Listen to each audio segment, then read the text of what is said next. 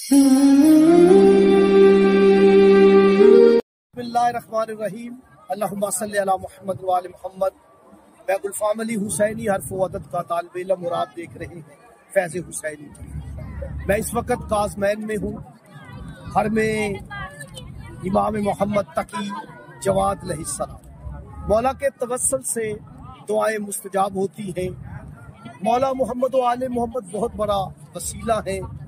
आप इन मासूम पाक ज़ात को वसीला बनाकर दुआ करें। अगर औलाद नहीं है तो औलाद होगी, बीमार है तो शिफा होगी, अगर बेरोजगार है तो रोजगार में इजाफा होगा, आपके सफर में रुकावट और बंदिश है, जादू टूना है, नजर बद है, कोई भी रूहानी जिस्मानी बीमारी है तो मौला तकी अल जवाद के तवस्सुल से ये अमल करें। मेरे मौला तकी अल जवाद के नाम के हरूफों पर गौर करें। ते, काफ और छोटी जी। आपने देखा 3 हरूफ है। ते पहला हरफ है, यही तो हरफे तौहीद है। ते से ही तौहीद है और ते से ही तकी अलैहिस्सलाम। ते की अदद 400 है, काफ के अदद बन जाते हैं 100। ये 500 और छोटी ये का अदद 10 है, 510। याद रखिएगा मौला अली का अदद 110 है, मौला तकी अल जवाद का अदद 510 है।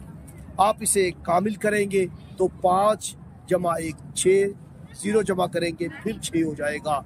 ये 6 का अदद जो है ये अल्लाह पाक ने कुरान करीम में फरमाया, हमने ज़मीन और आसमान उसके मबैन चीज़ों को 6 दिनों में खलक किया।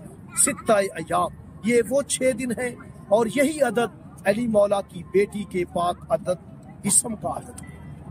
6 का कमाल ये है, इसे सीधा करेंगे तो ये 9 हो जाएगा, 9 को उल्टा करेंगे तो ये 6 हो जाएगा। 9 बड़ी बीबी का अदद है और 6 अली की बेटी का अदद है। आपने 6 मरतबा सूरह फातिहा बिस्मिल्लाह के साथ पढ़नी है और मौला तकी अल जवाद को हदिया कर देनी है। ये अमल आपने नमाज फजर से पहले करना है और फौरन आपने नमाज फजर अदा करनी है। इस अमल को 6 दिन या 6 हफ्ते जारी रखें, आपकी हाजत इंशाअल्लाह जरूर